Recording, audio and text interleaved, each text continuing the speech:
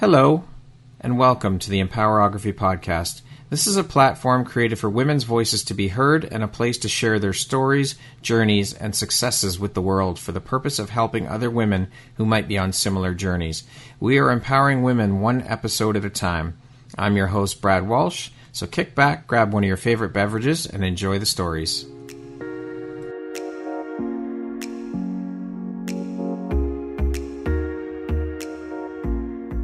If you're looking for jewelry that makes an impact on your self-care routine and your style, Empowerography would love to offer you a discount code to one of our exclusive partners, Quartz & Canary Jewelry and Wellness Company.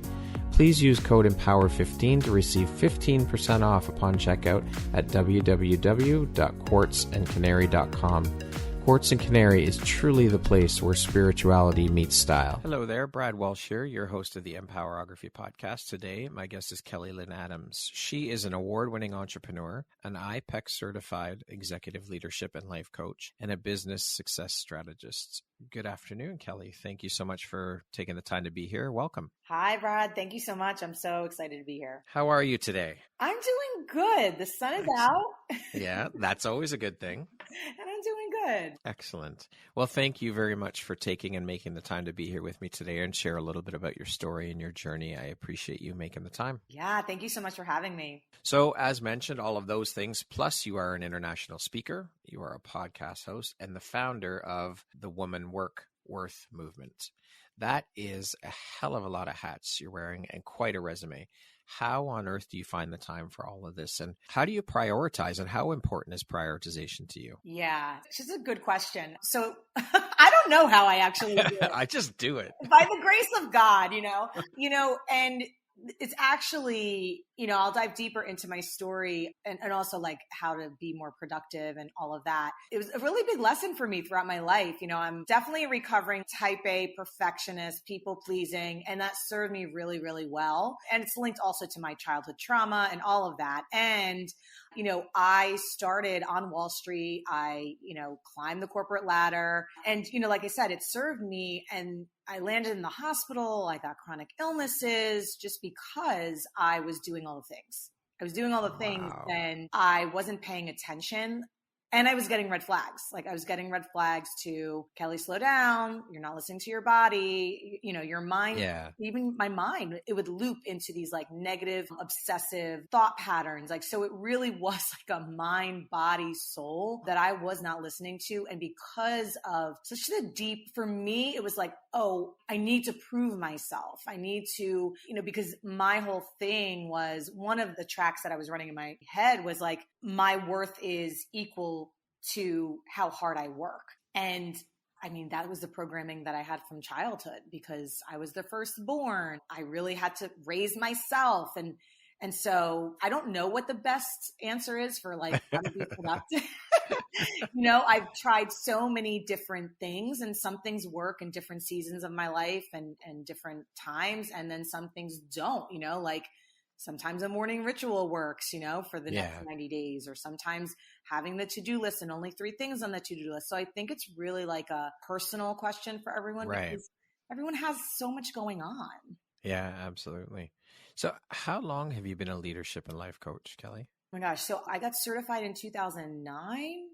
And so I've been coaching since then, and I've been coaching for a while, like on all different topics, I feel like I've coached thousands and so many people on so many different things. And I've grown and I've learned about myself. And that's what I love about coaching is the more you learn about yourself, the more you heal, the more you dive into the learnings for your own self, the deeper and more expansive you can go with your clients. Yeah, for sure. What inspired your journey into the world of coaching? Yeah, so I always knew I wanted to be a business owner to some degree. I sold lemonade. There we go. Yeah, back to the. Yeah. Yeah. I babysitted like newborns when I was a teenager. Like I did all the things. And then there was also this part of me that was like, I just want to live near New York and be on Wall Street and be in the fashion industry and have this like corporate executive career. And then I did it. And I was like, yeah, want to do that. This doesn't resonate. I was like, this doesn't resonate with me. And so I was always looking for something, and I knew it was like, I was like, should I start a real estate business? Should I have a retail, brick and mortar? Should I start an e-com business? So I was always like searching. And so my first business, like quote unquote business, while I was in corporate was network marketing. So I sold skincare actually. And then so one of my best clients in that, and I built teams and I coached them, and she basically was like, you'd be a great coach. And I'm like, what's a coach? Like, cause back in 2009, it wasn't sexy. It wasn't like, what's it like, a basketball coach? A golf coach? A tennis coach? What? I was like, what are you talking about? So then I just fell into this world of coaching, and I did my due diligence. I was like, I want to get back, because I'm an avid learner. So I'm like, what is this? Let me get certified. Like what? Yeah. And so I fell in love with it because it was like, oh, I'm learning about people's psychology. It's energetics. It was mindset. I was like, oh my, this is fascinating. And then I started coaching people for free. And I'm like, wow, this is really fascinating. And then I got hooked. And the rest is history, as they say. History, yeah. Yeah. Why did you decide to focus your energy and business on helping to empower women? Did this journey begin with some of your own personal struggle or as a result of? Yeah. I, believe it or not, I grew up very shy. I had a speech impediment. I had like a learning disability. Like I was such a horrible test taker and I was bullied a lot as well. So I was confident, but then my confidence was like shaken by all of that and trauma. And, I don't know what it is, but I just feel and felt like this deep, deep calling for, just leaving an impact and a legacy for the next generation to come, like whatever form that looks like. So my speaking touches on that. My podcast touches on like everything I touch. It's like, okay, what am I here to do? It's to serve, it's to lead with love. And so, I really think it stems from my own childhood, my own experiences of being like, I want to empower women. And the thing is for me, in my experience, I found that girls lose their confidence at a certain age, and they're looking to all of this, the social media and all of these like unrealistic expectations, and they put unrealistic expectations on themselves. And then as we shift, as women, I mean, I look at my grandmom and my mom and how far they have come and all the progress that has been made. And we can argue that has really been progress, in certain aspects. But I really do believe there has been progress made. And there also has been different things that we get to shift and change. For me, ages 0 to 7 in a child is very informative. I've learned this in my coaching and work with trauma and all of this. And so we're programmed, subconsciously at a very young age from our culture, our caretakers, society. And so for me, it's like everything I'm coaching people is like the unlearning of things, the reprogramming of things, the confidence building, the remembrance, because when you're 2 years old, you're unstoppable, Yeah. And so and I know that's a long-winded question, but I feel so passionate about it because that's okay. Yeah, we can get to the children quicker. And then also it's not too late. Like even if you're, 60, 70, 80 years old listening to this, it's not too late. It's never too late because we can always change. Like every day gives us a new opportunity to unlearn, to reprogram, and to be, the best and better that we can be from yesterday. I love that you said that no matter how old you are, you can change. And it's so important that we emphasize that because people get stuck in that mindset where, oh, I'm 50 or I'm 60. I can't change now. What's the point? It's, half my life is behind me. What's the point of changing? And yes, we do. I think it serves us better if we can get to people as they're in their formative years, when they're much younger and start the programming there. But we can also reprogram those who are further along. And I think that's very important. And I'm glad you brought that up, that it can change, that it doesn't matter how old you are, change is possible. 100%. And this is the thing. It's like, if we just really unpeel it and unpack it to the simplest form, it's like you woke up today with breath. That means that you're not done. That means that's right. You are here. You've got another day. So whatever that means for you, I mean, sometimes it's like another day of depression or another day of heartbreak for me. Like, for sure. Trust me. And that's life, right? We wouldn't know what happiness is if we didn't experience sadness. So it's the yin and the yang of it. And to be grateful even if you are on your hands and knees on the bathroom floor. And trust me, I've been there and beyond, and it's not comfortable whatsoever. And it's like, okay, like this is what I'm going through. And also with the goodness, like some people actually don't allow themselves. I had a coach that asked me this question, and it was so powerful to me. And the question was like, how good can you stand it? And I'm like, wow, like that blew my mind. I'm like, yeah, how good can I stand it? Like, can I actually receive even more blessings? Because some people cap their happiness. That's right. That's right. For sure. They don't allow that in. They don't receive it. They're not open to receive it. Yeah. How then have these experiences helped shape the Kelly you are today, both personally and professionally, do you think? Well, I'm still a work in progress. Of course, we all are. Yeah. Absolutely. Yeah. You know, just these past 2 years, I've really deepened my understanding of the trauma that I've been through, and then also, you know, what is next for me. And I think all of this up to this point has honestly cracked me open. You know, I look at like Kelly 5 years ago or 10 years ago, and I'm like, oh my gosh, that's why this happened, or that's why that occurred. And to just know and trust, like sometimes, you know, I don't know if anyone has ever been here, like it's like, sometimes it's like, I don't trust what's occurring, or the unknown. It's like, I'm really scared, like what's going to happen next. Like, I don't know the how. And for me, it's like, I just remind myself, I don't need to know the how. I just get to put one foot in front of the other. And that's what kind of history in my past has taught me. It's do it perfectly imperfect, do it messy. Yeah, that's it. That's the way to do it, is messy. Trust and allow. Yeah. Trust and allow, because you're going to only learn from, or course correct from what you do. So I think every single thing that has happened, it's such a blessing, even though when I was going through it, you know, it didn't feel like it. Even now, you know, I went through a massive heartbreak last year, and I'm like getting to, and it's like, I've been through heartbreak, you know, I've been through that. And it was also like a deep trauma, you know, a deep parental wound, you know, and it like back to from like how my attachment style is and all of that. And to the point of like, I was making myself nervous, and I was like, to the point of like, I was losing my hair, and I was not all there. And so what that has taught me, it's like, wow, like even now, like you may experience some things that like really shake you to your core.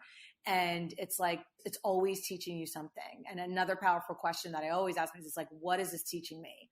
Right. Yeah. You know, like, what do I get to learn from this? And it sucks. But absolutely. Yeah. But it doesn't suck though, if you are learning from it, which, I mean, there's a silver lining in every situation. It's just a matter of looking for it and finding it and leaning into that. Right. Now, you're trained in multiple areas and modalities. Can you speak a bit about that and how you incorporate those into your work, as well as could you give us a brief overview of your approach when working with clients? Yeah. Yeah. So every client is unique and different. So one client that I work with one-on-one is totally different from the other. I have a program, and it's shattering your glass ceilings, but it's very different. It's very personalized because there's so many different modalities in coaching. You know, there is the, accountability and, support, where it's like, okay, what do you need to get done by next week? And then there's, all the way to the other spectrum of like trauma informed. So trauma informed is a whole nother aspect where I get to work with and really, know the signs of trauma and know the tools and modalities and techniques that I get to work with trauma, to somatics, and somatics is really like in your body. So whenever we experience trauma, some people, experience trauma from COVID, meaning all trauma is too much, too fast, too soon. So that could be anything. That could be getting into a car accident, So when trauma is experienced, it is stored in the body. So if you have ever experienced some kind of event, it may be lodged in your body. So what somatics is really kind of like nervous system regulation, meaning, okay, how do I make my body feel safe, right? How can I infuse safety in my body? So something could be, putting your one hand over your heart, the other hand over your belly, and then taking like 3 deep breaths. So that signifies to your body and your brain that, okay, I am safe, even though it may not like feel like it. So there's little tweaks in the somatics in the body that you can do. Getting outside for fresh air, drinking a cold glass of water, dancing, so that's another approach. Another tool or modality that I do is working with the energetics, right? So this is like coachy terms, but regardless of what you identify with as a male, female, transgender, whatever, everyone has female and masculine energies, meaning masculine energy is the doing, the go, go, go, the accountability. Feminine energy is more of like the receiving, the allowing, the waiting, the pausing. So we are always interacting in both, so we get to really polarize that within ourselves and say, okay, am I acting my masculine energy too much? Do I really need to lean back and have fun?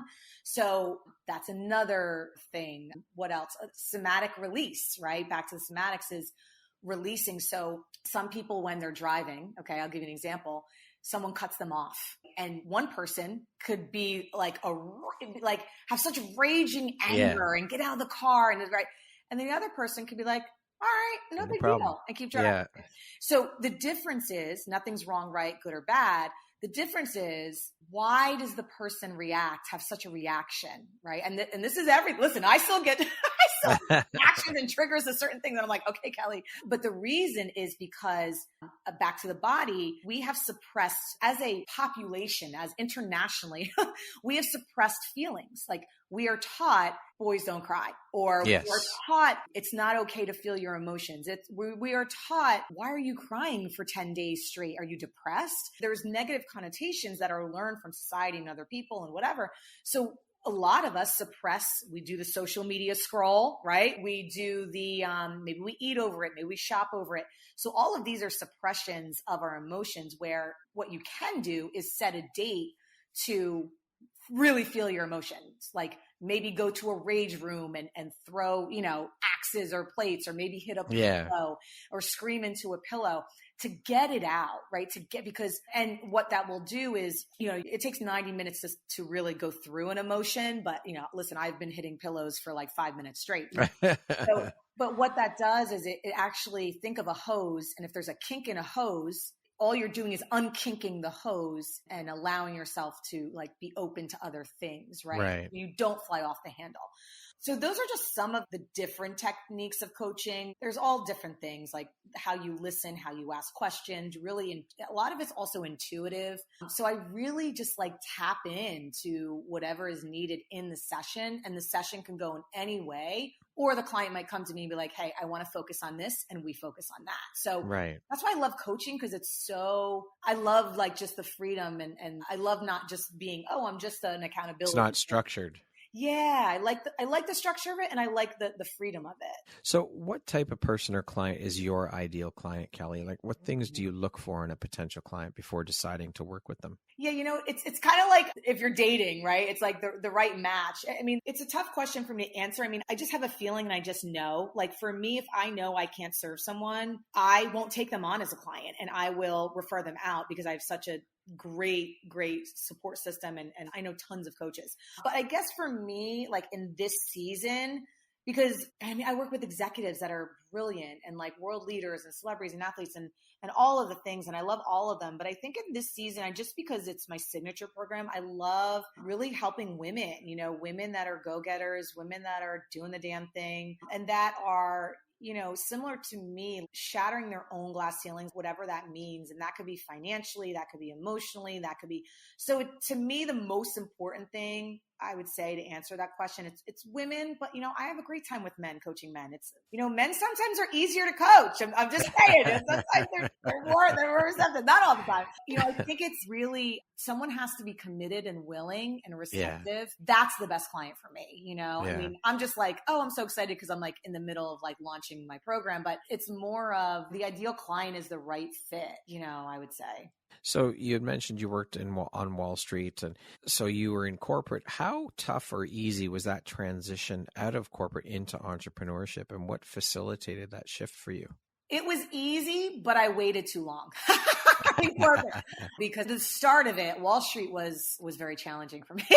It was one of my first jobs out of college, and I was getting cars home at midnight, and I was like, oh my gosh, like what the heck is going on? I didn't sign up for this. And that's what led me to the fashion industry. And so the reason why I said I stayed longer than I really needed to is because I was making really good money. I had like every person's dream job in the fashion industry. I was working with dynamic people. Like it wasn't all bad. Like it was like, oh, I work for all these fashion brands and I get to go to fashion shows and meet with sit at dinners with like these amazing people. And like, it was amazing.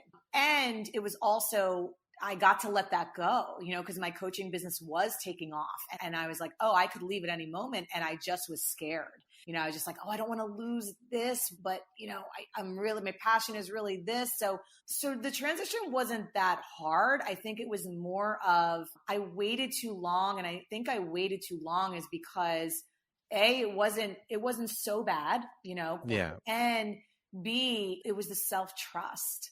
It was can I really grow this into like, I was putting a lot of pressure on myself, a multi-million-dollar brand, and I was right. So there was a lot of internal stuff that it was like, what? And back to the like perfectionism and, all of those things, those self-limiting beliefs. Yeah. It's like, and it's just like, just do it, and it was like, kind of like, oh, I don't, all the perks that I was getting in the fashion industry, I got clothing allowances. There were so many things that I was like, oh, I really don't want to leave this behind, so I said, I guess it wasn't that easy to the fact that, it was kind of like that juggle. What lights you up or excites you the most about being an entrepreneur? There's a lot of things. I think it's really the freedom, but it's the impact that I'm making and that I get to create. It's kind of like, I feel like an artist and I can paint like any picture that I want. And to me, it's how can I get better from yesterday? Because I'm a constant learner and unlearning things. And to me, I think that's really exciting because I get to play. I get to make profit. I get to really be of service and, really shine my light. And to me, it's not really about me. It's about like helping other people to become like the best versions of themselves. And they already are. It's just kind of like the statue of David. It's like chipping away at the layers that, make them remember like who it is they are. So I guess that's what excites me, the freedom, the creativity, the impact that I'm making. So on the flip side of that, what would you say is one of the most challenging parts about being an entrepreneur that you've found so far in your journey? Yeah, that's a good question. So the constant, for me, just in my situation as a coach, like the constant unlearning of things. And I'm like, oh, wow, it was programmed. And the self-limiting beliefs, still unraveling them, unpeeling them. I'll be honest, sometimes it's discipline, it's like, I don't want to, like, I don't want to do this. And it's like, no, I get to do this. Like, and it's like, I don't, so sometimes the discipline and the commitment, it is not always easy sometimes. What else? Right now I'm scaling my business and I'm learning so much because I'm like, oh my gosh, like at times it's overwhelming, it's like, wow, am I building something too big? Right. The self-doubt, like all of that still creeps up. Yeah. So what else is challenging? I think I don't do this as much, but I was in like a comparison trap a lot, like looking at what other people. That competition mindset. Yeah. It's like, oh, they started around the same time as me and now they're, X, Y, and Z. And I'm like, putting that. So I don't do that. That was a big narrative. I would say like 4 years ago with me. Now it's just like, oh, okay. But it still creeps up. I would say that's kind of also hard because it's you against you, but then it's also like, yeah, but I got to get my butt in gear. And then also, this is a first. Last year, I had one of my first clients ever pass away. And I think that was really hard for me. And she was young and she passed away from cancer and very quickly. And I think, when you're working with people so closely, that was very hard for me. So I would say that's challenging when you see people that you're impacting not here anymore. And for sure. So, and I'm not saying that happens to everybody, but in this type of work that I'm in, coaching, the speaking, you get close to people and it's absolutely. Yeah. So I would say that would also be that competition mindset piece. That's a huge thing. And it's hard to get over that. But I think you look at it at least for me anyway, because I dealt with that too the first couple of years I was in business. And it's like, you got to shift that mindset to think and to look at it as I am my only competition. As long as I'm improving through time, that's all that matters. And another thing I've heard people say is you can't compare your year 1 to someone else's year 10. Yes. That's apples and oranges. You can't do it because there is no comparison. 100%. That is absolutely right. And it's like, you may not be given something because right now you may not be able to handle it. That's right. You're not ready for it. You're not ready for it. And also it's like, just trust, right? That your time is, I've known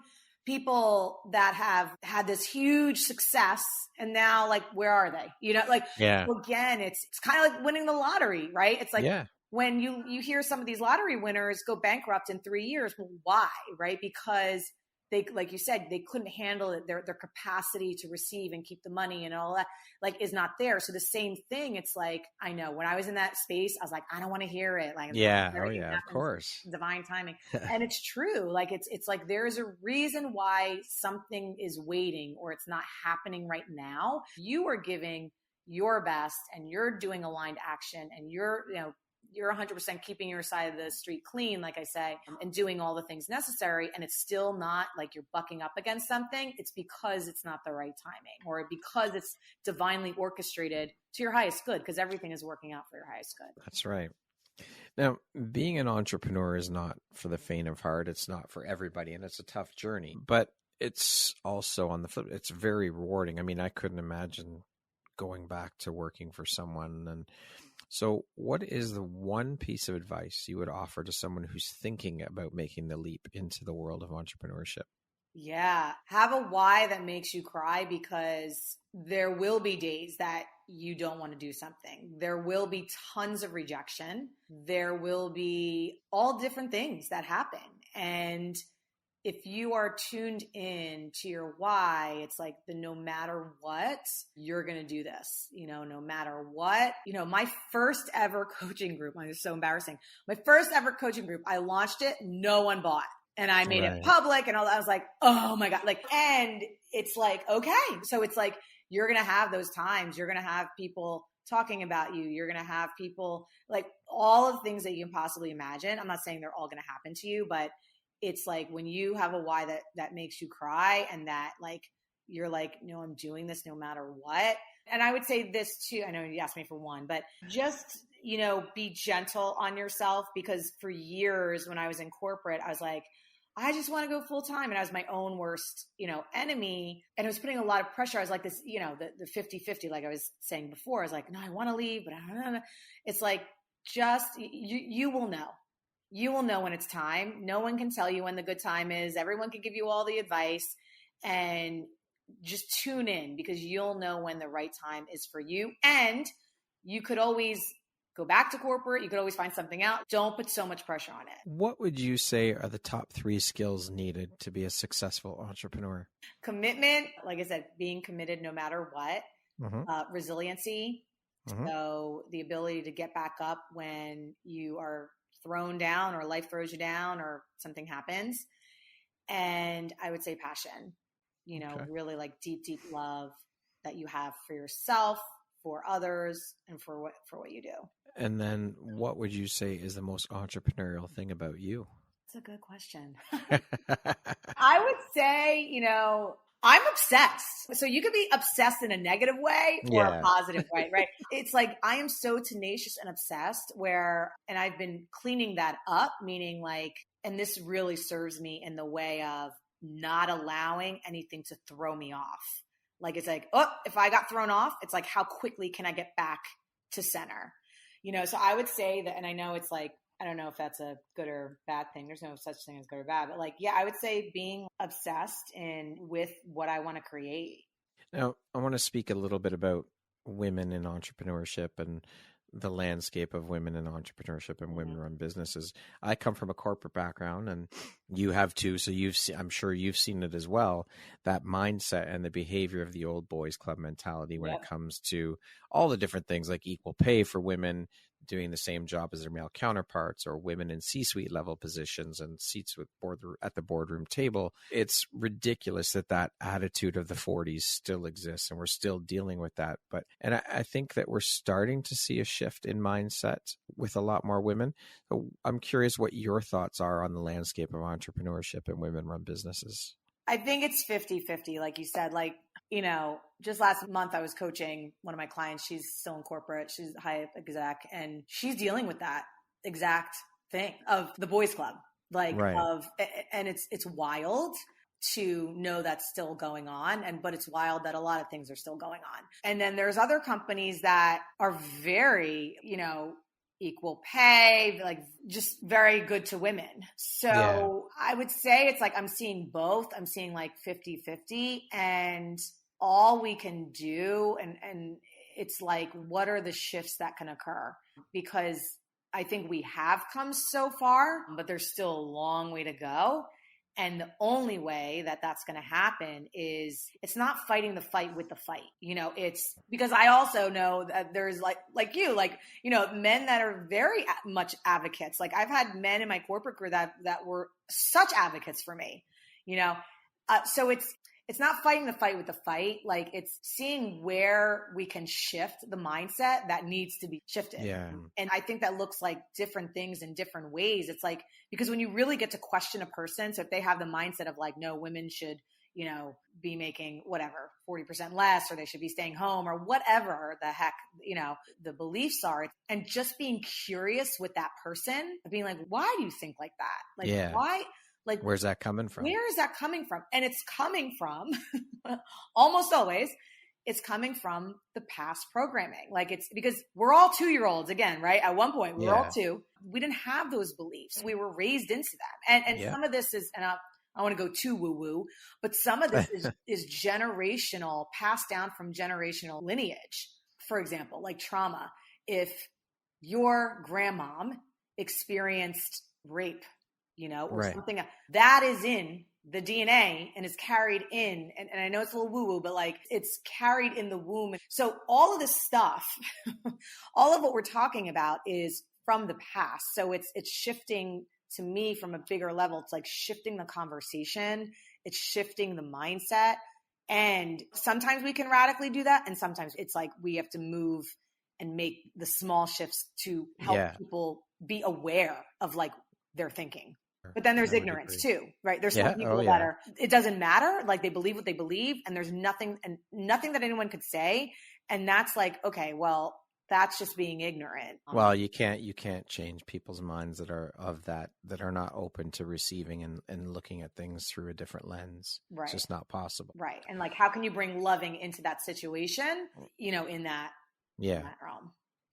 So, you being a women's empowerment advocate, what do you do to empower yourself and other women?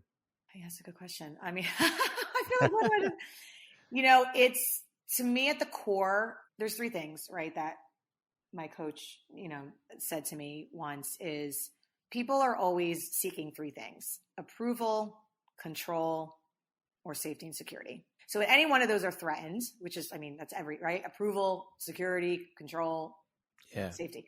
There's disempowerment that happens, right? So at the core level, if we peel back all the layers to the onion, the core is that it is just love, right? Like, empowerment is love. We all want to be loved. We all want to feel like we're good enough. We all want to feel worthy. We all want to feel powerful. Mm-hmm. We all want to feel safe. So at the core end is like, I am love. So to me, how I do that, for me personally, it's, I love on myself in some of the, even when I'm being harsh on myself, it's like, okay, how can I pause right now and love on myself, right? Regardless of how much money I make, regardless of who loves me, regardless of any external circumstances that I'm either really passionate about or anything like that, it's like, what does the 2-year-old Kelly need? She needs to be loved, to be seen, to be held, to be witnessed. So that is how I go back to empowering myself in the times where I may be beating myself up. I may be experiencing internal shame. And so then when I do that for myself, I just then become a ripple effect for everyone else that I touch, right? So what that means is, so my first answer to that is like, love on yourself more, even more. And it sounds so cliche, but like really when you are in a shitstorm or when you have internalized shame or you're feeling a certain way, you're pressuring yourself or you're doing all those things to yourself. And we do it sometimes unconsciously and subconsciously. It's like, what would 2-year-old you need in this moment? Sometimes it's like wrapping your arms around yourself and hugging yourself. Maybe that's going outside. Like, so with other women, I think I do it in all different, well, I know I do it in all different ways. Like whether that's through me speaking at events or on podcasts like this one, or within my coaching, it's like wherever I am, it's like, the question is like, how can I be of service? Yeah. How can I help? Because that's what it is. It's the empowerment behind the person, the empowerment behind the event, and our words. You know, our words create our world. Our words, our wands, our thoughts are also very powerful. Our feelings. So it's kind of like your thoughts, your words, your feelings, your actions, right? If we can monitor those, like that's where it starts. You know, in my coaching, I'll hear language, and even my language also gets to be cleaned up, but it's like your language is so powerful. And sometimes people will be like, "Oh, I'm so stupid." And it's like, "Wait, what?" What did you say? Yeah, your words have power. Yeah. So it's like, if you're saying that, you're thinking that, right? So it's, we get to reprogram the thoughts, then everything else kind of, takes, of course you might be thinking that because maybe that was also said to you as a child, right? True. So speaking of empowerment, what does that word mean to you? What does the word empowerment mean to Kelly? What it means to me is you just feel in a flow state. Like you're just free, you're flowing, you're passionate. It's I think to me, it's like the core essence, like childhood wonder. I always I'm like going back to this childhood thing, but it's like children are just empowered. They just are. Yeah. Like that's our birthright. It's so just like worthiness is our birthright. So to me, that word empower, it just is, right? It's how you were as a child, you didn't need to do anything or be anyone or wear anything or look a certain way. You just were. Like you just walked in the room, you played with sticks in the dirt, you were empowered, like, right? Like, you were messy, you had your tantrums, you were empowered, right? For sure. So I think it's just a state of being where it's just, you just are, and you just don't, not that you don't care, but it's like, you just are. So keeping with this same theme, I'd love to talk about your Woman Work Worth movement. Can you share with us what your movement is all about and what inspired you to start the movement? Yeah. So the movement was, back in the day when I first started out, it was called the After 5 Club. So I was actually helping women get out of their 9-to-5s. Okay. And so now it just transformed more into just a bigger audience, where it's just empowerment on every level, right? So everything that I touch. So it's really having women come back to themselves, and seeing where they are stuck and where they can build community. And just, it's all the things that women want and need, it's a movement within my brand.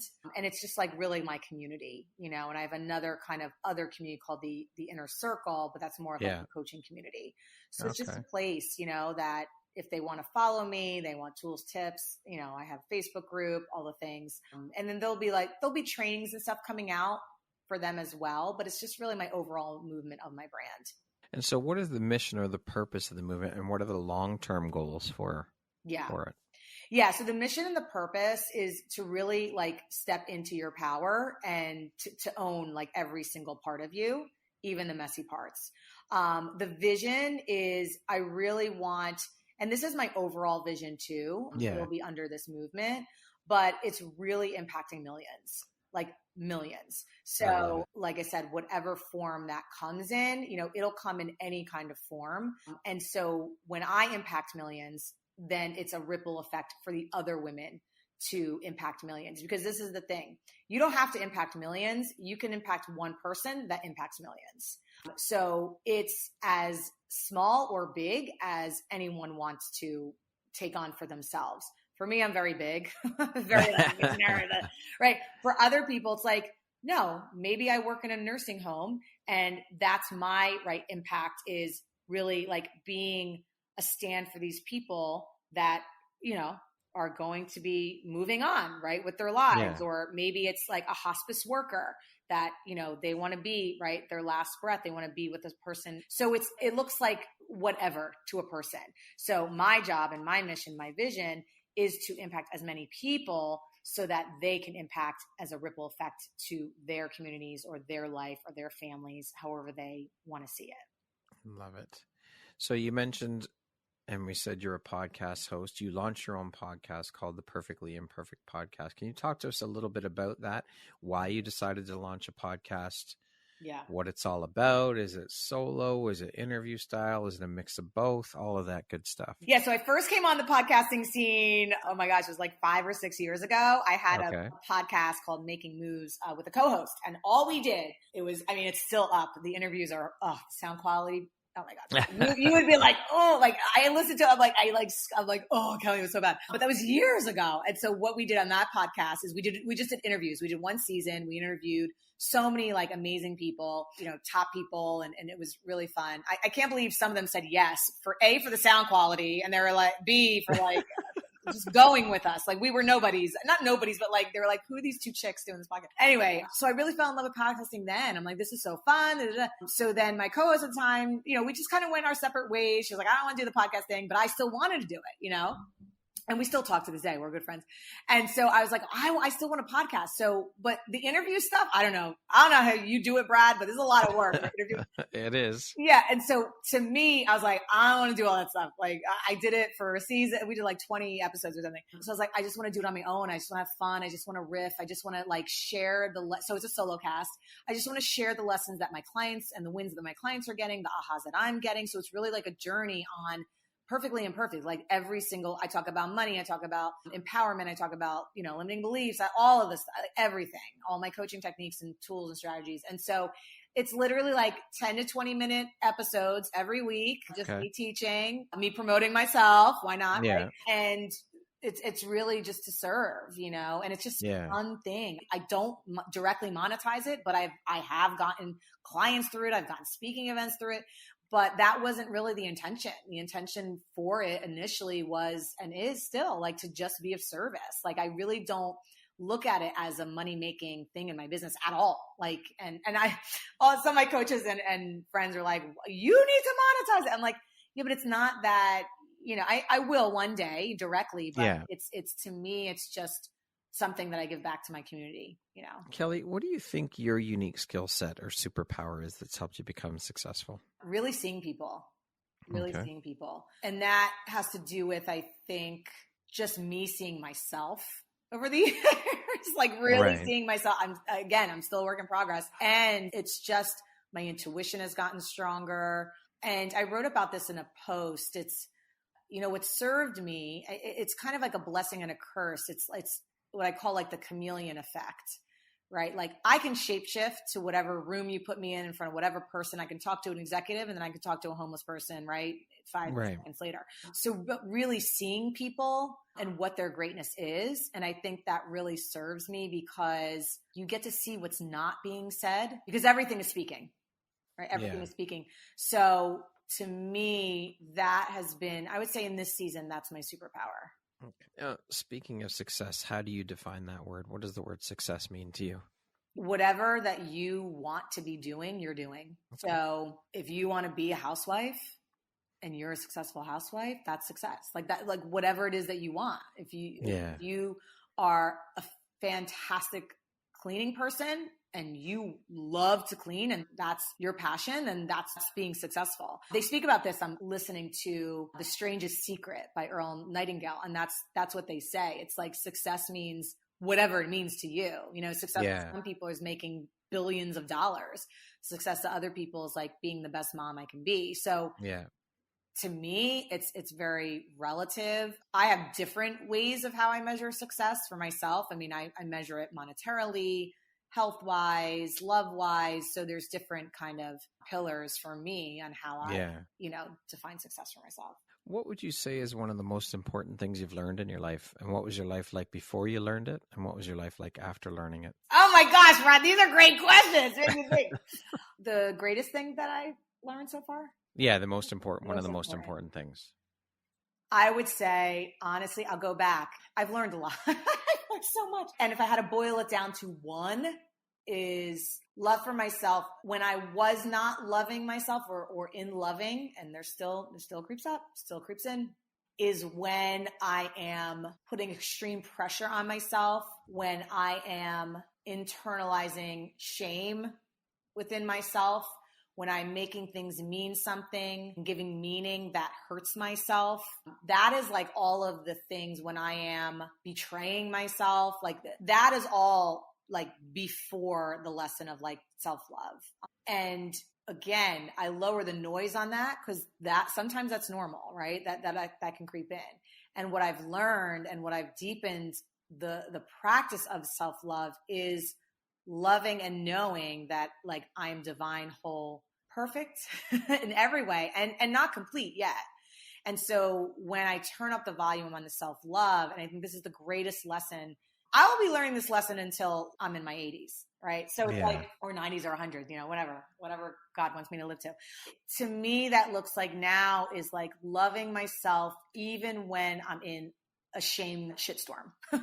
Even loving myself when I am putting pressure on myself. Loving myself even when I'm making something mean, something totally ridiculous. Loving myself like with all the mess, and with everything going on, So to me, it's like that has been the biggest lesson that I am still learning and that I get to, and that's why I say being obsessed sometimes, right? Because I get to become obsessed with loving myself. And some people may be like, oh, that's so selfish. Yeah. And you get to be selfish with yourself. That's right. Right? Like who said it was bad to be selfish? Because when you love yourself, it's like the whole, like, you can't serve from an empty cup kind of thing. It's that's like right. When you are loving, and I'm not saying narcissistic or any of that stuff. What I'm saying is a self-love that's like really loving, again, the 2-year-old self, right? Like that sure. Love. So it's when you get to do that, it's like, oh, okay, this lesson for me integrates through everything. Okay, we're going to jump into a little rapid fire section here. So the next grouping of questions is just be 2, 3, 4-word answer type thing, okay? Oh, okay, let's see if I can do it now. You can do it. You got this, Kelly. I know you do. How would you describe yourself in one word? Loving. If you came with a warning label, what would yours say? Proceed with caution. Money or fame? Oh, God. These are rad. My gosh. Money. If you had a theme song that played every time you walked into a room, what song would that be? This Girl's on Fire. That concludes our rapid fire section. Now back to our regularly scheduled program. What is your why? To leave a legacy for the next generations to come. If you had the opportunity to sit down and have a 1-hour conversation with one woman, any woman in the world, who would it be and why? So this is some people are like, oh God, Kelly. I would have a conversation with Kris Jenner. Okay. Because a phenomenal businesswoman, just in awe. But the people that don't like the Kardashians are going to be like, oh God. All right. If you could go back and give your younger self one piece of advice, what would that piece of advice be? Love yourself no matter what. That's an important one for sure. And lastly, Kelly, if you were to deliver your last 30-second speech to the world, like your corner of the world, your tribe, your people, what would that last 30 seconds sound like? What words of wisdom would you impart? What would you say? So I would say, whatever is on your heart and in your head, go do it. Do not leave anything unsaid, undone, or unfelt. Let it all out. Have fun. Play while you're here. Love as hard as you can. And you are here to bring something unique into this world. So you get to do that and just live life to the fullest, and know that you are here for a divine purpose, and know that you're always being guided for the highest good. Love it. Great way to end the interview. Kelly, thank you so much for taking and making the time to be here with me today. You are truly an incredibly inspirational woman. So thank you for sharing your story and your journey with us. I am honored to have you as a member of the Empowerography community. I appreciate you.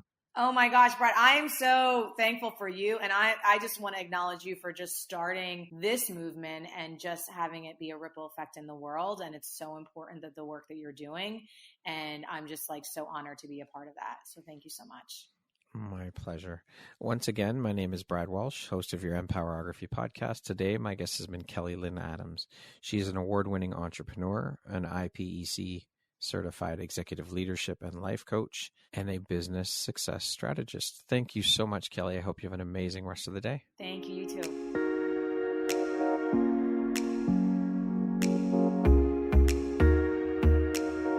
Thank you very much for listening to this podcast. If you haven't yet, please be sure to subscribe, rate, review, and share with all your friends.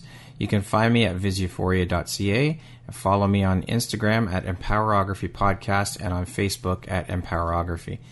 Please join me next time for another inspirational story from yet another amazing woman.